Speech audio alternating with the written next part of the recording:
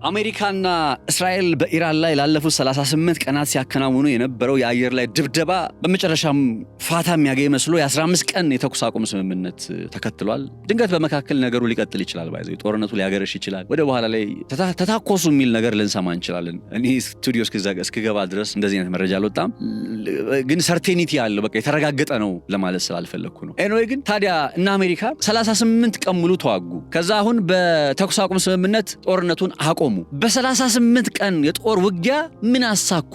ኢራን በ38ቱ ቀን የጦር ውጊያ ምን አሳካች ነው ዛሬ ፍተሻ የምናደርገው። ምንድነው ያሳኩት? በጦር መሳሪያቸው ከፈጣሪ በላይ የሚመኩት አሜሪካ ትራምፕና ፔቴክሴት ምንድነው አቺቭ ያደረጉት? ለየትኛው ነገር ነበር ሲዋጉ የነበሩት? ከተዋጉባቸው እነዛ ኦብጀክቲቪቲ ከሚሏቸው አላማዎቻችን ከሚሏቸው ነገሮች ውስጥ የኢራንን ዩራኒየም፣ የኢራንን የባላስቲክ ሚሳኤል፣ የኢራንን የሆርሙዝ ሰርጥን ማስከፈት ምናምን እያሉ ከሚዘረዝሩት ውስጥ የትኛውን ነገር አሳኩ? የሆርሙዝ ሰርጥን እኮ ያስከፈተችው ኢራን ነች። ባይዘው የዘጋው ዶናልድ ትራምፕ ነበረ፣ ያስከፈተችው ኢራን ነች። መካድ የሌለባችሁ። ጦርነቱን ስታቆም ሆርሙዝ ሰርጥ ይከፈታል ተባለ። ጦርነቱን አቆማለሁ ሲል የሆርሙዝ ሰርጥ ተከፈተ። እውነታው ይሄ ነው። ሌላ የተለያየ አይነት ናሬቲቭ ልትሰሙ ትችላላችሁ። እውነታው ግን ይሄ ነው። ለምንና እንዴት እንደሆነ በዝርዝር እንመለከተዋለን። ኢራንስ ምንድነው ያሳካችሁ? ምንድነው ያጣችሁ? የሚለውን ነገርም እንዲሁ በጥልቀት እንመለከታለን። ትላንትና የሰማነው ነገር ልብን በደስታ የሚያሞቅ ነው። ሰላሙን ፈጣሪ ያዝልቅልን። ሰላሙን ፈጣሪ እንደው እስከ መጨረሻው ከዚህ በኋላ ያለውን ነገር በቃ ያስቀጥልልን እና አሜሪካ በሰው ሀገር ጉዳይ የማይገቡበትን ጊዜ ያምጣልን።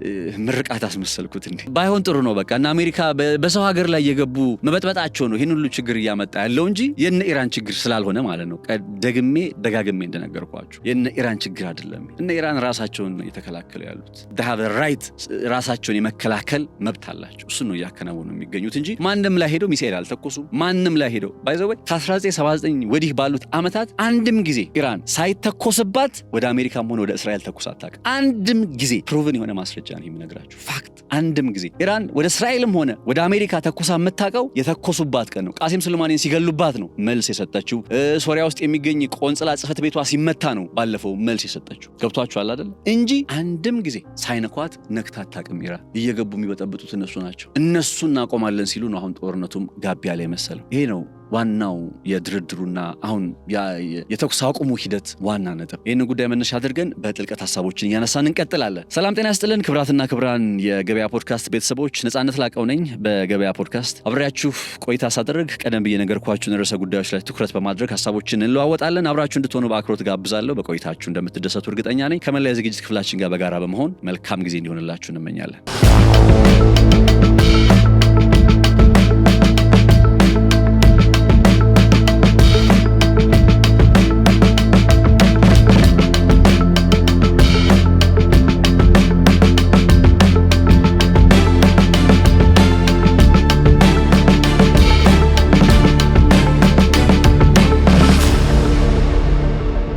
ሰላሳ 38 ቀናትን ያስቆጠረው የኢራንና የአሜሪካ ጦርነት ብለን እንግለጸው፣ እስራኤልም ታከላበት ለ15 ቀናት ያክል የተኩስ አቁም ተስፋ ወይም ተኩስ አቁም እንዲከናወን የሚያደርግ አይነት ስምምነት በኢራንና በአሜሪካ መካከል በመከናወኑ ይህንን መነሻ ያደረገ የሆርሙዝ ሰርጥም እንዲከፈት የሚያስችል አይነት ውሳኔ ላይ በመምጣት ለተወሰነ ጊዜ ቢሆንም እንግዲህ ቀጠናው የሰላም ፋታ የሰላም አየር እንዲነፍስበት ወደሚቻልበት ሁኔታ ላይ መጥቷል። ዛሬ የምናነሳውና የምንመለከተው ጉዳይ በዚህ የሰላም ተኩስ አቁም ስምምነትን በማምጣት ረገድ ላይ እንዴት ነው ወደዚህ አይነት የተኩስ አቁም ስምምነት ላይ የመጡት የሚለውን ጉዳይ መነሻ አድርገን ሀሳቦችን እየተለዋወጥን እንቀጥላለን። ከዚህ ባለፈም ደግሞ በተለይ በኢራን ውስጥ የሀገሪቱ ወታደራዊ አቅም አሁን እንግዲህ አፍተር 38 ቀናት በኋላም ጭምር ባለበት ነው የሚሉ አይነት ዘገባዎች እየወጡ ይገኛሉ። ምንም እንኳን ከፍተኛ ጉዳት ቢደርስም ከፍተኛ የሆነ ውድመት ቢከናወንም፣ ነገር ግን አሁንም ቢሆን የኢራን በተለይ የሚሳኤል ቴክኖሎጂ አቅም አሜሪካና እስራኤል እንደሚሉት ወይም በሚሉት ደረጃ እስራኤልና አሜሪካ በሚሉት ደረጃ እንዳልወደመ የሚያሳዩ አይነት ዘገባዎችን በመግለጽ ላይ ወይም በመውጣት ላይ ይገኛሉ። እነዚህ ሀሳቦችንም በተወሰነ እንመለከታቸዋለን። ትላንትና ነግሬያችሁ ነበር። በጣም ከባድና አስጨናቂ ቀን ነው ዛሬ ለኢራንና ለኢራናውያን የሚል ሀሳብን እያነሳን ነበረ። ገርሞኛል። ማታ ምስሎችን ስናይ በቃ ኢራናውያኑ ድልድዮቻቸው ላይ ወጥተው ድልድዮቻችንን ካፈነዳችሁ እኛንም ጨምራችሁ አጋዩ የሚል አይነት ሁኔታ ላይ መጥተው የሀገር ፍቅር እንዲህ ሲሆን በጣም ደስ ይላል። እኔ የኢራን መንግስት ወጣችሁ በየጎዳናው ላይ ቁሙ ብሏቸው ሊሆን ይችላል። አለመውጣት የማይቻልበት ሁኔታም ተፈጥሯል ቢባል እንኳን ማለት መጨረሻ ውጤቱን ስታዩና ስትመለከቱ ግን ኢራናውያኑ ምን ያክል ጽናት ያላቸው ህዝቦች እንደሆኑ ነው መረዳት የምትችሉት። ለሚፈነዳ ድልድይ፣ ለሚፈነዳ የኤሌክትሪክ ኃይል ማመንጫ በእነዛ ቦታዎች ላይ ቆመው በቃ እኛንም ጭምር እንሰዋለን ብለው ስትመለከቷቸው በጣም ስሜት ቀስቃሽ የነበረ ሞመንት ነበረና እንዲያውም አንድ ሙዚቀኛ በኢራን የኤሌክትሪክ ኃይል ማመንጫ ፕሮጀክት ያለበት ስፍራ ፊት ለፊት ላይ ቁጭ ብሎ ሙዚቃውን እየተጫወተ የኢራንን ጥንታዊ ሙዚቃ ነው ታር የሚባል አንድ እንደ ክራር አይነት የሙዚቃ ኢንስትሩመንት አለና የሙዚቃ መሳሪያ ያንን የተጫወተ በቃ እንዴት አብሮ ከሙዚቃው ጋር ያነባ እንደነበረ ልነግራችሁ አልችልም። በኤሌክትሪክ ማመንጫው ፊት ለፊት ተቀምጦ ማለት ነው። ኢራናውያኑ እንደዚህ ናቸው። ኢራናውያኑ ለሀገራቸው ያላቸው ስሜት ይሄ ነው እና ትላንትና ዶናልድ ትራምፕ ከሰነዘሯቸው አስተያየቶች መካከል በጣም አስደንጋጭ የነበረው ዛሬ አንድ ስልጣኔ ይሞታል፣ ዛሬ አንድ ስልጣኔ ያከትምለታል እስከ ማለት ደርሰው ነበረ ዶናልድ ትራምፕ። እና በዛ ያንን በትዊተር ገጻቸው ላይ ካስተላለፉ በኋላ ጋዜጠኛ ትጠይቃቸዋለች፣ ለምንድን ነው ግን የኢራንን መሰረተ ልማት የምታጠፉት? በአገዛዙን ድርጊት የኢራንን ህዝብ መቅጣት አይሆንም ወይ እያለች ትጠይቃቸዋለች። ከዛ ይቀጥላሉ እነዚህ ሰዎች። ዶናልድ ትራምፕ መልስ ይሰጣሉ።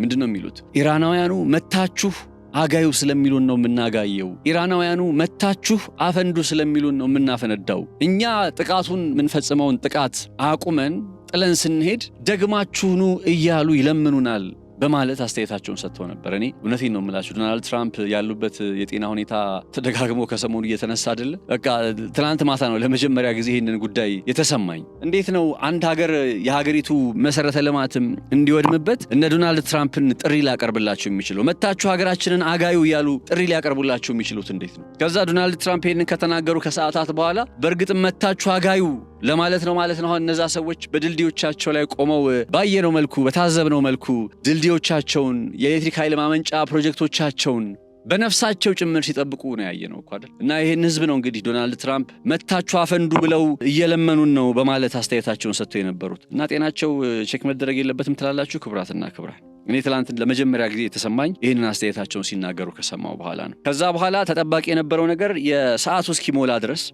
ጥቃት ይፈጸምበታል ብለው የቀጠሩት ሰዓት እስኪሞላ ድረስ በጣም በቃ ከባድ የሆነ ውጥረት ነበረ።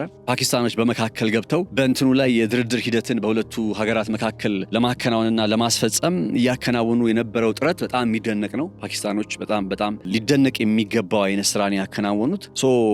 የዶናልድ ትራምፕ አጠቃለሁ ያሉት እንግዲህ ወይም ሰዓቱ ከሞላ በኋላ ኢራንን ወደ ድንጋይ ዘመን እመልሳለሁ፣ ኢራንን ወደ ስልጣኔ አንድ ስልጣኔ ይሞታል እያሉ ሪፈር ያደረጓት ኢራን ላይ ይፈጽመዋል ያሉትን ጥቃት ቢያንስ ለ15 ቀናት እንዲያዘገዩ ተጠይቀዋል የሚል ዜና ወጣ። ያ ዜና በተወሰነ መልኩ ተስፋ ሰጠ። ከዛ በኋላ የነጩ ቤተ መንግስት ፕሬስ ሴክሬታሪም ደግሞ በፓኪስታን አማካኝነት የኢራን 10 ነጥቦች ደርሰውናል፣ የዶናልድ ትራምፕ ምላሽ ነው የሚጠበቀው በማለት ማንኬሊነች የምትባለው ሴት መግለጫ ሰጠች። ከዛ የነጩ ቤተ መንግስት ወይም የዶናልድ ትራምፕ መግለጫ ነበር የሚጠበቀው። በመጨረሻም ዶናልድ ትራምፕ በጉዳዩ ላይ መልስ ሰጡ። በመልሳቸው ላይም 10 ነጥቦችን ያዘለው ሐሳብ ወርከብል ነው ወይም መስራት የምንችልበት አይነት ነው።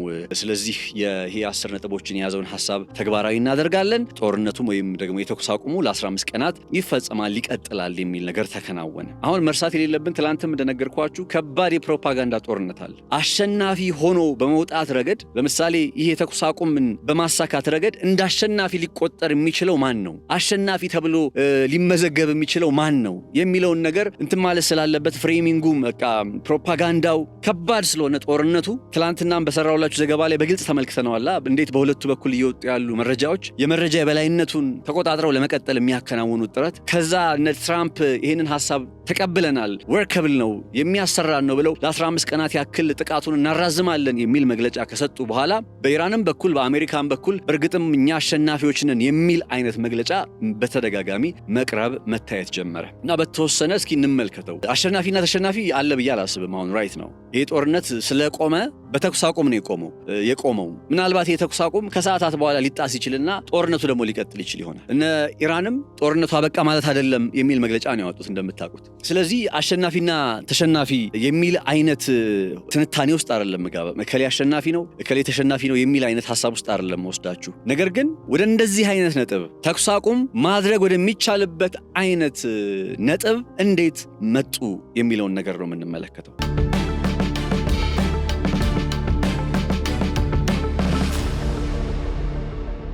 ይህንን ነገር ለማወቅና ለመረዳት ጥቂት ወደኋላ መለስ ብለን በአሜሪካና በኢራን መካከል ሲከናወኑ የነበሩ የድርድር ሂደቶች እንዴት ነው የመጡት የሚለውን ጉዳይ እንመልከት። ዶናልድ ትራምፕ ናቸው እንደምታውቁት ቀደም ብለው በመጀመሪያ ከኢራን ጋር ድርድር እያከናወንን ነው በማለት መግለጫ የሰጡት። እንዲያውም እሳቸው የተከናወኑ ያሉ የድርድር ሂደቶች ተስፋ ሰጪ መሆናቸውንም ሲነግሩን ነበር። መሐመድ በሽር ጋሊባፍ የሚባሉት የኢራን የህዝብ ተወካዮች ምክር ቤት አፈጉባኤ እሳቸው ጋር የተከናወኑ ያሉ ድርድርና ምክክሮች መኖራቸውን በአሜሪካ በኩል በተደጋጋሚ ሲገለጽ ነበር። በኢራን በኩል ደግሞ ኧረ ምንም አይነት ድርድር ውስጥ አይደለንም።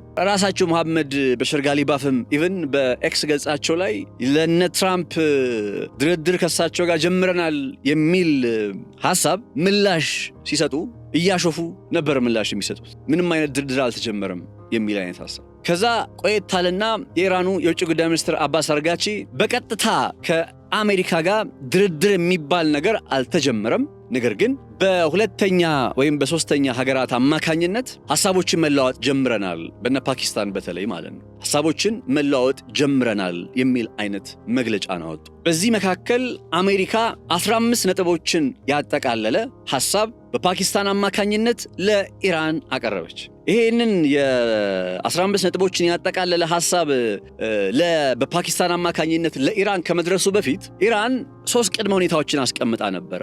አንደኛው ካሳ፣ ለደረሰብኝ ጉዳት ካሳ ይከፈለኝ የሚል ቅድመ ሁኔታ። ሁለተኛው ዘለቄታዊ የሆነ ሰላም እንደሚኖር ይረጋገጥልኝ የሚል ሐሳብ። ሶስተኛ የጣሉብኝ ማዕቀቦች እንደሚነሱ፣ እነዚህ ነገሮች ከተከናወኑ ጦርነቱን አቆማለሁ፣ ሆርሙዝም ይከፈታል የሚል ሐሳብን አጠቃላ ነበር። ናው ይሄ ሐሳብ እንደ ቅድመ ሁኔታ በኢራን በኩል ይሄ ለአሜሪካ የደረሰ ምናምን አይነት ቅድመ ሁኔታ አይደለም። እንደ መግለጫ የኢራን የአይአርጂሲ ቃል አቀባይ ኢብራሂም ዙልፊቃር የሚባለው ሰው ባወጣው መግለጫ ላይ ነው እነዚህ ቅድመ ሁኔታዎች የተቀመጡት። ከዛ እና አሜሪካ ለኢራን 15 ነጥቦችን ያጠቃለለ የተኩስ አቁም ወይም ጦርነቱን ለማቆም የሚያስችል አይነት ፕሮፖዛል አቀረቡ። በማን አማካኝነት? በፓኪስታን አማካኝነት። እነዚህ አሜሪካ ያቀረቧቸው 15 ነጥቦችን ያጠቃለለው ፕሮፖዛል በሶስት ዋና ዋና ነጥቦች ሲጠቃለል ይህን ይመስላል። የመጀመሪያው ጉዳይ ኢራን የዩራኒየም ማበልጸግ ሂደትን ሙሉ በሙሉ ታቆማለች ይላል የነ ትራምፕ 15 ነጥብ የሚያጠቃልል ሐሳብ። በሁለተኛ ደረጃ ኢራን በቀጠናው ከሚገኙ እንደነ ሃውቲ፣ እንደነ ሂዝቦላህ እና ሌሎች ካታቢ ሂዝቦላህም ኢስላሚክ ሬዚስታንስም እዛ ሶሪያና ኢራቅ ውስጥ ያሉ ማለት ነው ከነዚህ ቡድኖች ጋር የሚኖራት አጋርነትና ትብብር ሙሉ በሙሉ ይቋረጥ የነ ትራምፕ ሁለተኛው ሐሳብ። በሶስተኛ ደረጃ የኢራን የባላስቲክና የክሩዝ ሚሳኤል አቅም ሊሚትድ ወይም የተገደበ ይሁን፣ በሌላ ቋንቋ እስከነ እስራኤል ያሉበት አካባቢ ድረስ የማይደርስ አይነት የሚሳኤል ክምችት ይኑራት በራዲየስ በሚሸፍነው ርቀት ዙሪያ። ሁለተኛ ነገር ደግሞ በቁጥር ደረጃ ራሱ የተወሰነ ቁጥር ያክል የባላስቲክና የክሩዝ ሚሳኤል እንደሚኖራት ይረጋገጥ። ሶስቱ ዋና ዋና ነጥቦች እነዚህ ናቸው። የየትኛው ሐሳብ? ዶናልድ ትራምፕ ወይም የአሜሪካ መንግስት ለኢራን ያስገባው ፕሮፖዛል አበይት ነጥቦች። ኢራን እነዚህ መግለጫዎችን መጀመሪያ እንዲያውም አልደረሱኝም ብላ ካደች። የምን ፕሮፖዛል ነው? ቢካዝ ሊትራሊ በእንደዛ አይነት መልኩ ጦርነቱ ተኩስ አቁም የሚደረግም ከሆነ ወይ ደግሞ ጦርነቱ የሚቆም ከሆነ በዛ አይነት መልኩ ከቆመ ለኢራን እንደ ሽንፈት ነው ሊቆጠር የሚችለው። አስቡት፣ ዩራኒየማችሁን ሰጣችሁ፣ ከዛ ምንም አይነት የኒውክሌር ማበልጸግ አይነት እንቅስቃሴ አይኖራችሁም ተብላችሁ፣ ከነ የባላስቲክ ሚሳኤል ጉዳያችሁ ሊሚትድ ሆኖ ተገድቦ ማለት አንድ ሀገር ለምሳሌ አሜሪካ ወይም ሌላ ሀገር እስኪ ምሳሌ ማን እንጥቀስ? ሩሲያ ለምሳሌ ያላት የወታደራዊ አቅም አለ። ያቺ ሩሲያ የምትባለው ሀገር ያለሽ የሚሳኤል አቅም እስከነ ለንደን እንደማይደርስ ዋስትና ስጭን ወይም አረጋግጭልን እንደዚህ የተባለች ጥያቄ ቢቀርብባትና ያንን ብትቀበል አደንዶ ሰደይ እንደንትን ነው የሚቆጠረው አይደል? እንደ ሽንፈት ነው ሊቆጠርባት የሚችል። ኢራኖችም ይሄን ጉዳይ በተመለከተ ያላቸው አቋም እንደዛ ነው፣ የትራምፕን ሐሳብ በተመለከተ። ከዛ ነገሩ በፓኪስታን አማካኝነት መድረሱ ተረጋገጠ። ፓኪስታኖች ያው ቀደም ብዬ እንዳልኳችሁ በማደራደሩ ረገድ በማቀራረቡ ረገድ ያከናወኑት ሚና በጣም የሚደነቅ ነው። ከዛ ከሁለት ቀን ወይም ከ3 ቀን በፊት እኔ ለምሳሌ የኢስላሚክ ሪፐብሊክ ኒውስ ኤጀንሲ የሚባላል አይአርኤንኤ በእንትን ላይ በኤክስ ሃንድል ላይ ገብታችሁ ልትመለከቱ ትችላላችሁ። ሞስት ፕሮባብሊ ከ3 ቀን በፊት ሊትራሊ ትዊተር የሚባለው ኤክስ የሚባለው ገጽ ላይ ገብታችሁ ኢስላሚክ ሪፐብሊክ ኒውስ ኤጀንሲ አይአርኤንኤ የሚባለውን ገጽ ተመልከቱትና እዛ ገጽ ላይ በኤፕሪል 4 የወጣ መግለጫ ላይ አለ። ያ መግለጫ ምንድን ነው የሚለው? ኢራን ፕሮፖዛል ቱ ኢንድ ዘ ዋር ሰብሚትድ ነው የሚለው። ሰብሚትድ ቱ ሁ?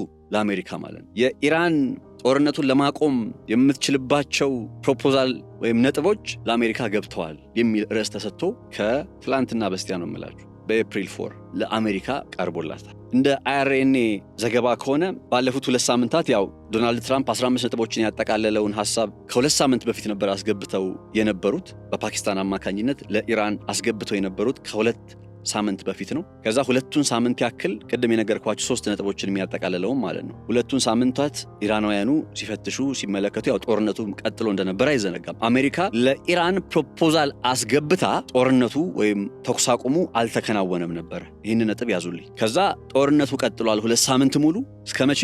እስከ ትላንትና ድረስ። ከ2 ቀን በፊት ኢራን ያስገባችው ፕሮፖዛል አለ። በዛ ፕሮፖዛል ላይ ከቀረቡ ዋና ዋና ነጥቦች መካከል አንደኛ ዘለቄታ የሆነ ሰላምን የሚያረጋግጥ አይነት ሁኔታ እስካልመጣ ድረስ እንደው እንዲህ ዝም ብሎ ተኩስ አቁም ማድረግ አግባብነት የለውም የሚል ሐሳብ አለ። ስለዚህ ተኩስ አቁም የሚደረግ ከሆነ ቀጣዩ ስራ የሚሆነው ዘለቄታዊ የቀጠናው ሰላም መረጋገጥ የሚችልበት አይነት ነጥብ ውይይት እንዲደረግ፣ ምክክር እንዲደረግ የሚል ጥያቄ አለው። ከዛ ሌላኛው ነጥብ በኢራን ብቻ ሳይሆን በቀጠናው ያለውን ጦርነት ሙሉ በሙሉ ስለማቆም ነው የሚገልጸው። በቀጠናው ሲባል ኢራን አሁን በቀጠናው ላይ ያው የገልፉ ሀገራትን ጭምር በጦርነት ውስጥ እንደሆነ ይታወቃል። ከዛ እስከነ የመን ሀውቲ ድረስ ነገሩ መጥቷል። ሂዝቦላህም በዚህ ጉዳይ ላይ ጣልቃ ያው ተሳታፊ ሆኖ እስራኤል በነገራችን ላይ ከ1400 ሰዎችን በሊባኖስ ውስጥ ገላለች ይሄ ጦርነት ከተጀመረ ወዲህ እና ከ1400 በላይ የሚሆኑ ሰዎች ያው ነገሩ እንደው በዚህ በኢራንና በአሜሪካ ጦርነት ምክንያት ስለተድበሰበሰ እንጂ እስራኤል በጣም ከፍተኛ ጉዳት እያደረሰች ነው። እንዲያውም በርኒ ሳንደርስን ታውቋቸዋላችሁ፣ አንድ አሜሪካዊ የዲሞክራቲክ ፓርቲ ፖለቲከኛ አሉና በዚህ ሰዓት እስራኤል የሊባኖስን 14% መሬት በቁጥጥሯ ውስጥ አድርጋለች። ስለዚህ አሜሪካ ለእስራኤል የምታከናውነው ወታደራዊ እርዳታ በአስቸኳይ ማቆም አለባት የሚል አይነት ተቃውሟቸውንም ትላንትና ገልጸው ነበረ። ኤኒዌይ እነ ሊባኖስንም ጭምር ያጠቃለለ ነው አሁን ኢራን ባቀረበችው ፕሮፖዛል ወይም ሐሳብ ላይ የቀረበው ነጥብ የተጠቃለለው ነጥብ በቀጠናው ያለውን ጦርነት ማቆምን ጭምር ታሳቢ የሚያደርግ ነው። ሌላኛው ነገር በሆርሙዝ ሰርጥ ላይ የመርከቦች እንቅስቃሴን በተመለከተ ፕሮቶኮል እየተባለ የሚገኝ አዲስ ሐሳብ አለ። ያ ፕሮቶኮል ከሆኑ ቀናት በፊት ምናምን ሰምታችሁ ከሆነ አላቅም $2 ሚሊዮን ፎርሹር ሰምታችኋል። ገበያ ሚዲያ ላይም በሌላ ትንታኔ መርሃ ግብር ላይ ሰርተነዋል። $2 ሚሊዮን ኢራን እየጠየቀች ነው፣ መርከቦችን እያስከፈለች ነው የሚል አይነት ዘገባ ወጥቶ ነበረ። ዘገባው ምን ያክል እውነት ነው፣ ኢራን $2 ሚሊዮን ማስከፈል ጀመረች አልጀመረች የሚለውን ነገር እንተውና እውነትም ውሸትም ሊሆን ስለሚችል አደንድ ኦፍ ዘ ዴይ ግን ኢራን አዲስ ፕሮቶኮል እያመጣች እንደሆነ ይታወቃል። በሆርሙዝ ሰርጥ በኩል ላይ ማለፍ በሚችሉ እንቅስቃሴዎች ላይ አዲስ አይነት ፕሮቶኮል መምጣት አለበት የሚልና የአዲስ ፕሮቶኮል የኢራንን ጥቅም ያረጋገጠ ሊሆን እንደሚገባ አሴም ታይም ደግሞ ሪኮንስትራክሽን የሚባል ነገር አለ፣ መልሶ ግንባታ። ኢራን እንግዲህ በጦርነት ወድማለች። ስለዚህ ከሆርሙዝ ሰርጥ ላይ ለመልሶ ግንባታ የሚሆን አይነት ክፍያ ታሳቢ እንዲደረግ የሚል ጥያቄም ጭምር ሲነሳ ነበረ በኢራኖች ዘንድ። ስለዚህ አሁን በኢራን አማካኝነት ለአሜሪካ በቀረበው ፕሮፖዛል ላይ አንዱ ያለው ነጥብ አሁን ቀድሜ የነገርኳችሁ በሆርሙዝ ሰርጥ በኩል ያለውን አዲስ ፕሮቶኮል አተገባበር ጉዳይ ዙሪያ ላይም ስምምነት ወይም ደግሞ የኢራን ፍላጎት እንዲከበር ጥያቄ የሚጠይቅ ነው።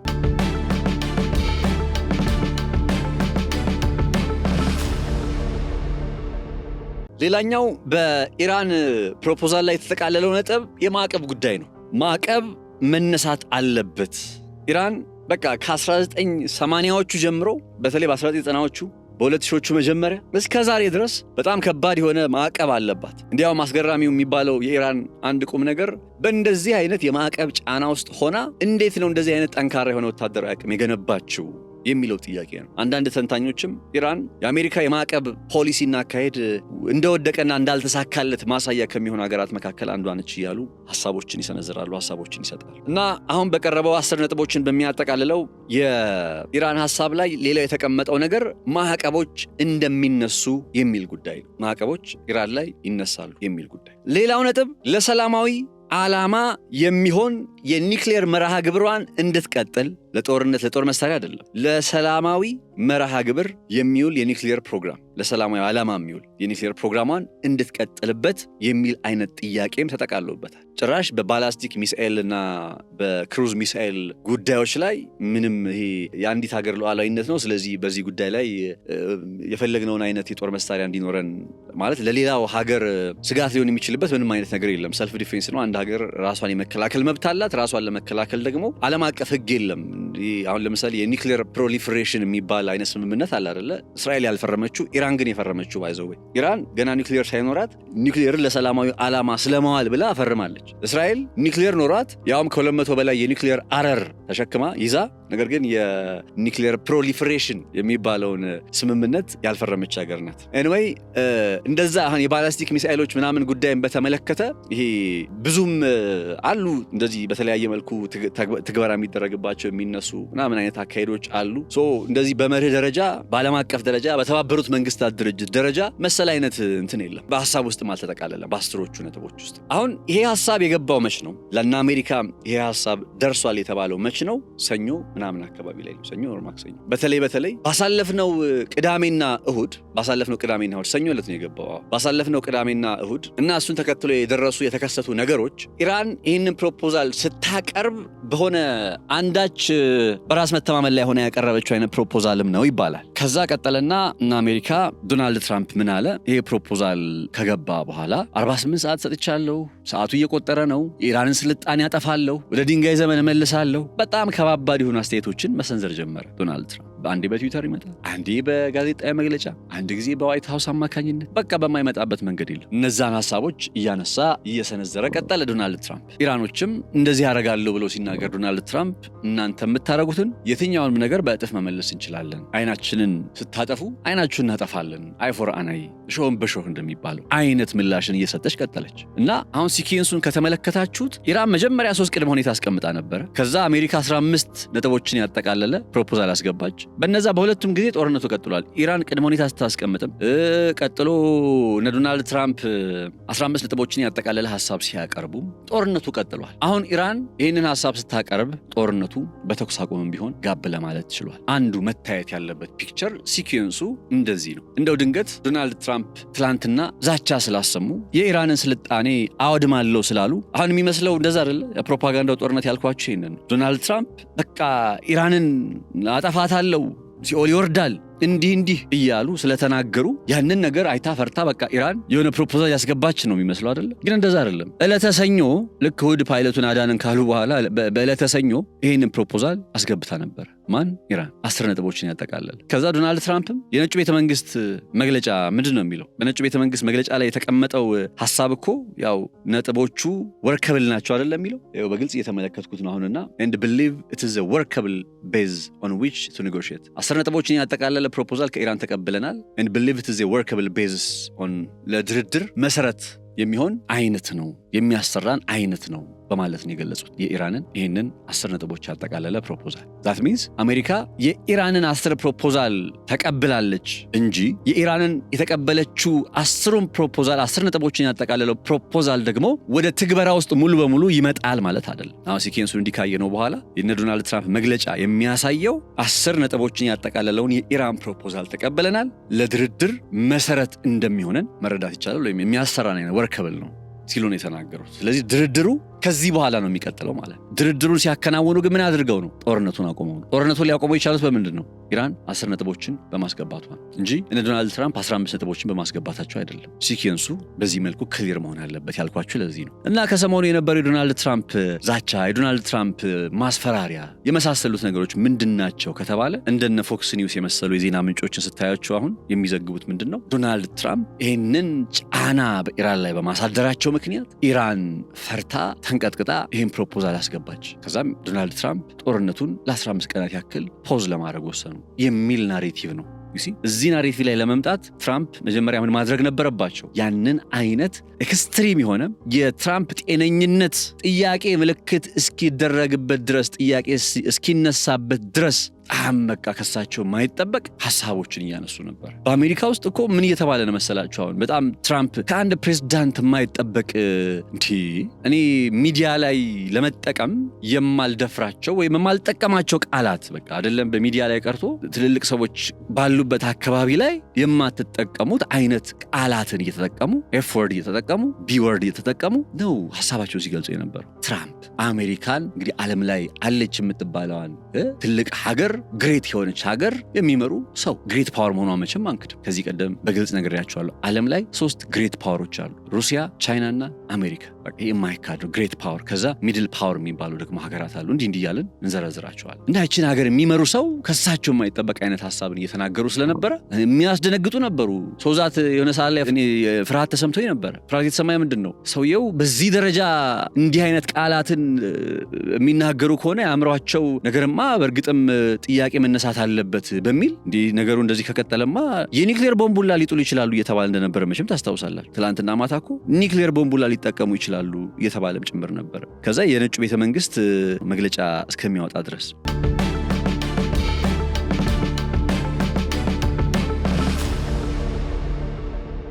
አሁን ጦርነቱ ቆሟል እንጂ ጦርነቱ አብቅቷል ማለት ግን አይደለም። በቀረቡት ሐሳቦች ላይ ተነጋግረው ተመካክረው ይሰራሉ።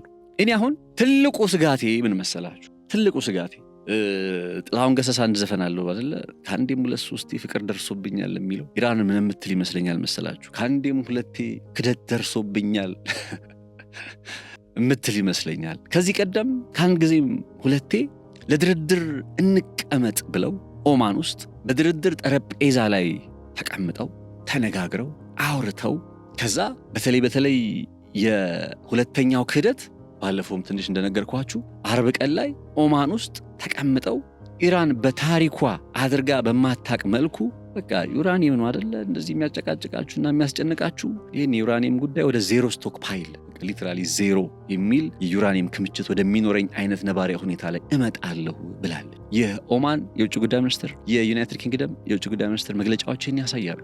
ይህንን ብላ አርብ ቀን በዚህ ሐሳብ ላይ እነ ስቲቭ ዊትኮፍ የአሜሪካው በዛ ቀጠና ላይ የዶናልድ ትራምፕ ልዩ መልእክተኛ ናቸው። እነዛ ሰዎች ከኢራን ጋር ተስማምተው ተነጋግረው ከዛ በቀጣዩ ቀን ቅዳሜ በኢራን ላይ ጥቃት መሰንዘር ጀመሩ። ክህደት ፈጸሙ ማለት። አንድ ይህንን አስታውሱ።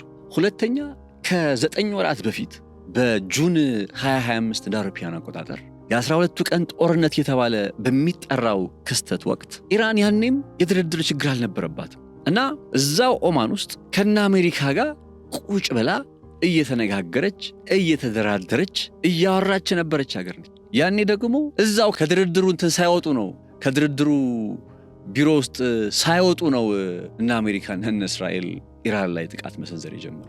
አሁን ለድርድር እንምጣ እንነጋገር እነ ዶናልድ ትራምፕ ወርከብል ነው ሲሉ ቀጣይ እንደማይክዱስ ምን ዋስትና አለ?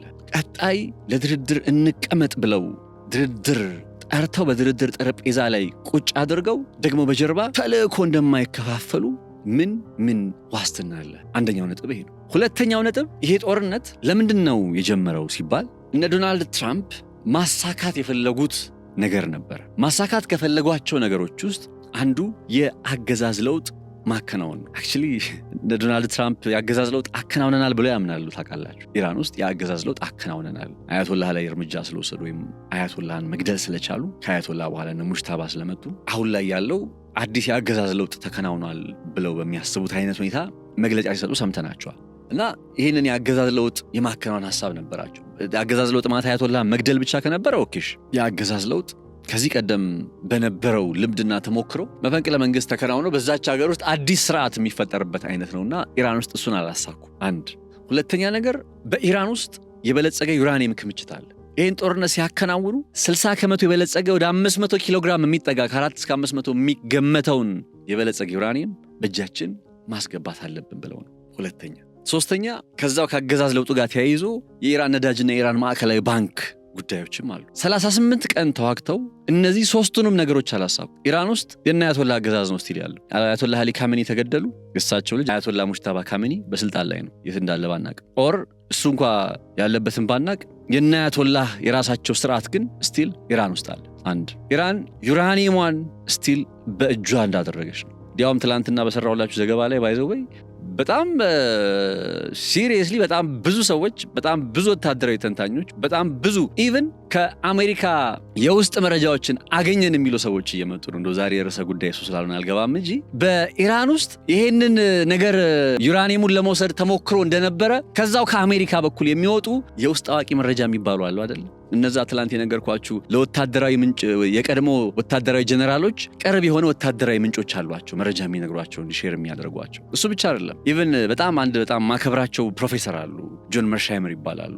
ላይክ ብዙ ጊዜ እሳቸውን እከታተላለሁ፣ ጆን መርሻይመርን፣ እነ ጄፍሪ ሳክስን የመሳሰሉት። ሶ እሳቸው ትላንትና አንድ ቃለ መጠይቃቸው ላይ ይሄኛውን ጉዳይ እንደዛ ብለው እንደሚያስቡ ምክንያቱም የዶቶቹን ገጣጥመው ከውስጥ ምንጮች ያገኙ ሰዎች የተናገሩትን ሐሳብ የሚያምኗቸው ሰዎች በመናገራቸው ያንን ነገር መነሻ አድርገው በእርግጥም ዩራኒየሙን ለመውሰድ ጥረት ተደርጎ ነበረ የሚለውን ነጥብ እያረጋገጡ ነው። ወደፊት ደግሞ ትረስት ሚ ትንሽ ጊዜ እንውሰድ፣ ማረጋገጫ በአክቹዋል የሆነ ማረጋገጫ ይዘን እንመጣለን። ኤኒዌይ ይሄንን ለማድረግ ሞክረው ዩራኒየሙን ሰርቀው የሆነ ፓይለት ወድቋል። እርግጥ ነው ፓይለት እኮ ወድቋል፣ ፓይለት እኮ አድነዋል። አሁን ፓይለት አዳኑ ምናምን አይደለም ዘ ፖይንት። ግን የፓይለቱ ተልእኮ ራሱ እዛ አካባቢ መውደቁ መሳሰሉት ነገሮች ከዛ ጋር ተያይዞ ጎን ለጎን የሚሄዱ ነጥብ ለኢስፋሃን በቀረበ ሁኔታ ምናምን ትላንት በዝርዝር የነገርኳችሁ ነገሮች ዩራኒየሙን ለመውሰድ ጥረት አድርገው ነበር፣ አልተሳካም እሱ። ከዛስ የሆርሙዝ ሰርጥን በጉልበት እናስከፍታለን ብለው አስበው ነበር።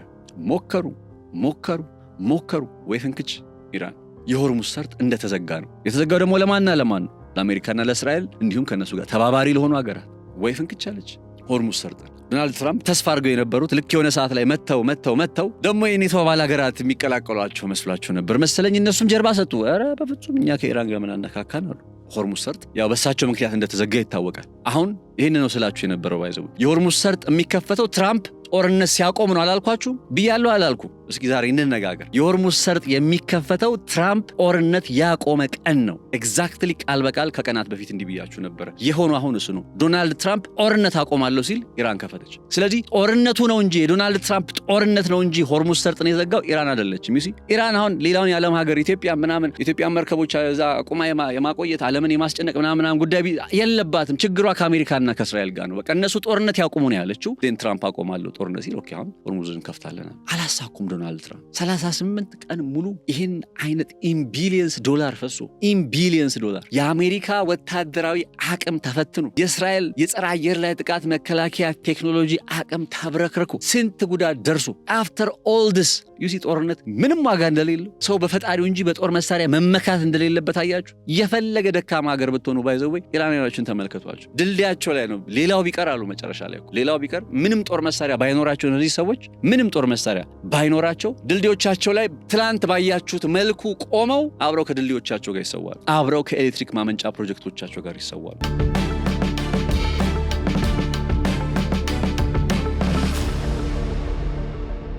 የጦር መሳሪያ የበላይነታቸውን በቃ ሲያቆለጳጵሱ እኛ ማለት በዓለም ላይ በቃ ይሄ ጦርነት እንዳለቀ ዶናልድ ትራምፕ ስንቴ ነው የነገረን? እስኪ መለስ ብላችሁ ተመልከቱ። ይሄ ጦርነት አልቋል፣ ይሄ ጦርነት እንዲሆኗል፣ በቃ ጨርሰነዋል እኮ ሚሽኑን፣ ኧረ በስመ አብ ጨርሰነዋል፣ እንደዚህ አድርገነዋል ምናምን እያለ ስንቴ ነው የነገረን። ጦርነቱ ግን በተኩስ አቁም እንኳ የቆመው የኢራን 10 ነጥቦች አሜሪካ ከተቀበለች በኋላ እና የነ ዶናልድ ትራምፕ በዚህ 38 ቀን ምናሳኩ ምን ሊትራሊ እስኪ አንድ ነገር ጥሩልኝ።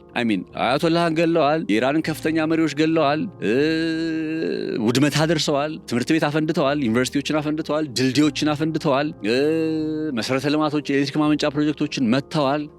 ከዛ ባለፈ ደግሞ የኢራን የሚሳኤል ክምችት አሁን ለምሳሌ ይሄ ጦርነት ከመጀመሩ በፊት 3000 የሚጠጋ ባላስቲክ ሚሳኤል ነበራት ይባላል። እነ ሲኤንኤን ምናምን ተመልከቱ። ይሄን ነጻነት ላቀው አይደለም ያለው 3000 ባላስቲክ ሚሳኤል ነበራት ይባላል። ነበራት ከተባለ ውስጥ ተኩሳ ሊሆን ይችላል፣ ግማሹን ተኩሳ ሊሆን ይችላል ምናምን። ይሄ የሆነ የሚሳኤል ክምችቷ ቀንሶ ሊሆን ይችላል ቁጥሩ። ግን ደግሞ እንደምታውቁት ኢራን በየወሩ 100 ድረስ የሚጠጋ ባላስቲክ ሚሳኤል እንደምታመርት 100 ከዛ በላይ እንደምታመርት ራሱ የአሜሪካ የውጭ የመከላከያ ዲፌንስ ዲፓርትመንት ሴክሬታሪ ፔቴክሴት በመግለጫ አስታውቋል። ኢራን 100 የሚሆኑ ሚሳኤሎችን በየወሩ ታመርታለች ብሎ እና ከዛ ፍጥነት በላይ መፍጠን አለብን እኛ ከሷ የማምረት አቅም በላይ መፍጠን አለብን ብሎ ተናግሮ እና ምንድነው ያሳኩት ሊትራሊ 38 ቀን ሙሉ ተዋግተው አሁን ቅድም ብዬ የዘረዘርኩላችሁን ነገሮች እንደ ስኬት ነው የምንቆጥራቸው። አያቶላህን መግደል በኢራን ውስጥ የአገዛዝ ለውጥ ቢያመጣ ኦኬ ስኬት እንላለን። የኢራንን የኢንተለጀንስ ሰዎች ምናምን በመግደላቸው ሳቢያ ወታደራዊ ጀነራሎችን በመግደላቸው ሳቢያ በኢራን ውስጥ የአመራር ክፍተት ተፈጥሮ ኢራናውያን መልሶ ማጥቃትም ሆነ መልሶ ራሳቸውን መከላከል የማይችሉበት አይነት ሁኔታ ቢፈጠር አዎ ተሳካላቸው እንላለን። ሁለቱም ነገር አልተፈጠረም። የአመራር ክፍተትም አልተፈጠረም። ኢራንም አሁንም ጠንካራ ጽፋ ምላሽ እየሰጠች ነው አይደል? ይሄ ሀቅ እኮ ነው፣ የአደባባይ ሀቅ። ስለዚህ ምንድነው ያሳኩት ዶናልድ ትራምፕ? በጦር መሳሪያ የበላይነታቸው ምን አሳኩ? እንደዛ በሚመጻደቁበት የጦር መሳሪያ አቅም ምን አሳኩ? ምንም ያሳኩት ነገር የለም። ስለዚህ ይሄንን ኢቭን ሆርሙዝ ሰርጥን እንኳን ለማስከፈት በንግግር ነው። ጦርነቱን አቁሙና ይከፈትላችኋል ተባሉ። ጦርነቱን ሲያቆሙ ሆርሙዝ ሰርጥ ተከፈተ። ፔሪድ። ምንድነው የምትሉት? እና አሁንም የእነ አሜሪካ የጦር መሳሪያ በላይነት እና አሜሪካ ግዙፍ የሆነ አቅም ያላቸው እዚህ በፊትም ነግሬያችኋለሁ። ኢራን አንድ የተለየና ምልክታዊ ሲምቦሊካል የሚያረጋት ምን እንደሆነ ታውቃላችሁ? የእነ አሜሪካ የዚህ ባለፉት ከሁለተኛ ዓለም ጦርነት ወዲህ በማናለብኝነት የመጣው ከቀዝቃዛው ጦርነት በኋላ ደግሞ በቃ ብቸኛ ፈላጭ ቆራጭ ሆኖ በቃ ዩኤስኤስአር ወደቀች። ያው ዩኤስኤስአር ከወደቀች በኋላ እነ ራሻም እንደ ድሮ አይደሉም እንደምታውቁት። አሜሪካ ብቻዋን አንዴ ኢራቅ ትገባለች፣ አንዴ አፍጋኒስታን ትገባለች፣ አንዴ ሶማሊያ ትመጣለች፣ ሲያሻ ሱዳን ትሄዳለች። የምንም አትሄድበታል። ስንቱን ሀገር አመከነችው። ሊቢያን ተመልከቷት፣ የመንን ተመልከቷት፣ አፍጋኒስታንን፣ እነ ሊባኖስን እንዝርዝር እንቀጥል፣ እነ ሶሪያን ስንት ነገር አደረጉ ባለፉት ከቀዝቃዛው ጦርነት ወዲህ ከ1991 እንደ አውሮፓውያን አቆጣጠር ወዲህ ባሉት ዓመታት ሃይባይ ሳይኖራቸው አንትል እስከ መቼ ድረስ ኢራን ጋር እስከሚደርሱ ድረስ። ኢራን ለዚህ ነው ከሁለተኛ ዓለም ጦርነት በኋላ በቃ እየገነነ የመጣው የነ አሜሪካ መር የሆነው ዓለም ሽንፈት ዝገት ምልክት ነች የምላችሁ። ለዚህ ነው በአንድም ሆነ በሌላ መልኩ ተመልከቱ። እንደ ዓለም ላይ ያለ የመልቲፖላር እና የባዮፖላር ወርልድ አለ አይደል? ዓለም በቃ የምትመራበት አሁን ላይ ሰማ ወደ መልቲፖላር እየመጣ እንደሆነ ከዚህ በኋላ አሜሪካ የትም ቦታ ባይዘው እንደፈለገች መሆን አትችልም። የትም ቦታ እንደው በጣም እንደው እንትን ያላለ ሀገር እንደ ቬንዙዌላ አይነት ሀገር ካልሆነ በቀር it's a proof ኢራን ፕሩቭ አድርጋለች። ኢራን በእግር ኳስ ቋንቋ ልንገራችሁ። ለምሳሌ ብራዚልና ካሜሮን ኳስ ቢጫወቱ ወይም ብራዚልና ኤርትራ ኳስ ቢጫወቱ ብራዚል ማለት ያቺ ዓለም ላይ ቁጥር 1 የምንላት ከዛ ኤርትራ ደግሞ በኳስ ገና ድክ ሰው ዓለም ለማን የሚደግፍ ይመስላችኋል አይደለ? በቃ የሆነ ሰርፕራይዚንግ ነገር ጠብቁ። ለኤርትራ ነው የሚደግፍ። ከዛ ኤርትራ ያንን ጨዋታ በዛ እግር ኳስ ጨዋታ ብራዚልን ብታሸንፍ ከዛ በኋላ ሌላው ከብራዚል ጋር የሚጫወተው አካል ብራዚልን ማሸነፍ ከባድ ይመስሏል። ኤግዛክትሊ እየሆነ ያለው እሱ። የጦርነቱ አልቆ ወደዛ ድምዳሜ ውስጥ ይሄድኩ አይደለም። በቃ የጦርነቱ አሸናፊ ኢራን ነች ምናምን ብዬ ድምዳሜ ልሰጣችሁ አይደለም። ቴንደንሲው ግን እንደዛ አይነት ዝንባሌን እያሳየ መጥቷል። ከትላንትና በኋላ ያለው ቴንደንሲ እየመረራችሁም ቢሆን ትወጡታላችሁ እንጂ የኢራንን ፍላጎት ባከበረ መልኩ ነው ትላንትና የተኩስ አቁም የተከናወነ።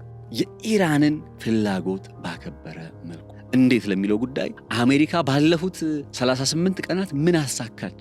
በጦርነት ምን አሳካች? እስኪ አንድ ጥቀሱልኝ።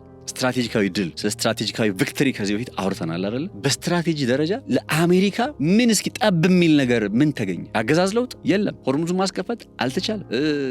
ይሄ ጦርነት ከመጀመሩ በፊትማ ሆርሙዝ ክፍት እኮ ነው። ምን ሆርሙዝ መቼ ተዘግቶ የሚያውቀው ነው? አሜሪካ ስትመጣ ነው የተዘጋው። ስለዚህ አሜሪካ ስትመጣ ተዘጋ፣ አሜሪካ ጦርነት ስታቆም ተከፈተ። ጦርነቱ እያለ ሆርሙዝ ቢከፈት ኖሮ ነበረ፣ ወይም እየደበደበች ሆርሙዝ ቢከፈት ኖሮ ነበረ ኢራን አሜሪካን ፍላጎቷን ባስጠበቀ መልኩ ሆርሙዝን አስከፈተች ምን ኖ አይደለም። እንደዛ አይደለም። ምንድነው ያሳካችው አሜሪካ? ኢራንስ ምን አሳካች ካላችሁኝ፣ ኢራን እንደ ሊቢያ የመሆን እጣ ፈንታዋን አንድ እርምጃ ወደፊት መክታ አቁማለች። ባለበት ቦታ መክታ አቁማለች።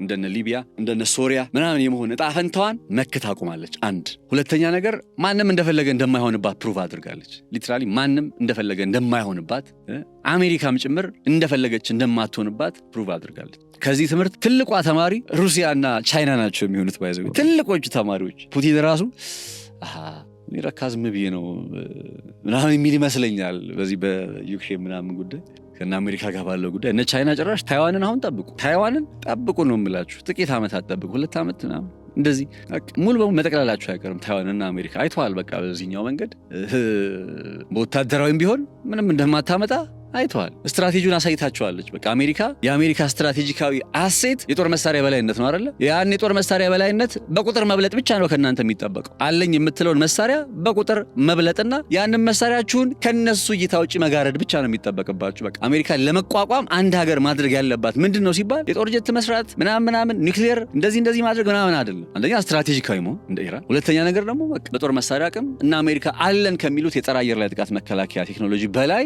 ብዙ መያዝ፣ አሲሜትሪክ ዋርፌር መከተል ማለት ነው። በዛ መንገድ እነዚህን ጉዳዮች ፕሩፍ አድርጋለች ኢራን። መጪዎቹ 15 ቀናትም የሰላም እንዲሆኑ እንመኛለን። የሰላም የመሆን እድላቸው ምን ይመስላል? ሰላም ይሆናል ወይ የሚለውን ጉዳይ ደግሞ እስኪ በነገው ዕለት ይዤላችሁ መጣ ይሆናል። የሰላም ያድርገው ግን በቃ ይሄ ሰላም ይቀጥልልን፣ ይሄ ሰላም ይጽናልን እና አሜሪካ አይረብሹ። በቃ በየሰው ሀገር እየገቡ የሰው ሉዓላዊ ሀገር ውስጥ እየገቡ የሆነ በቃ አይረብሹ፣ አይራኮቱ። በቃ እዛው በሚኖሩበት አካባቢ ላይ ይኑሩ። ኢራን አያቶላ ያስተዳድራት። ምን አገባን? ምን አገባችሁ እናንተ? ኢራንን አያቶላ ስላስተዳድራት የኢራን ህዝብ እየተጨቆነ ነው ምን አገባችሁ? አሜሪካ ምን አገባት ስለ ኢራን ውስጣዊ ጉዳይ? ማን ነው የዓለም ዲሞክራሲ አስጠባቂ ያደረጋት? የትኛው ዲሞክራሲ ነው? መጀመሪያ እዛው ከዜጎቿ ጋር ከጥቁሮቹ ጋር ከነጮቹ ጋር ምናምን ያለውን እዛ ያላትን የቤት ስራ ትጨርስ፣ እዛው የራሷን ጉዳይ ትጨርስ። የማንም ተመልካች አይደለም። አሁን ራይት ነው። ድሮ ቀርቷል እሱ። ስለ አይዲያሊዝምና ስለ ሪያሊዝም ታውቃላችሁ? የስኩል ኦፍ ቶቶች ናቸው አይዲያሊዝምና ሪያሊዝም የሚባሉት ነገር። ነገ መለስባችኋለሁ እነዚህን ጉዳዮች ደግሞ። እስቲ ነፃነት ላቀው ነበርኩኝ በገበያ ፖድካስት ዛሬ አብሬያችሁ ቆይታ ያደረግኩት።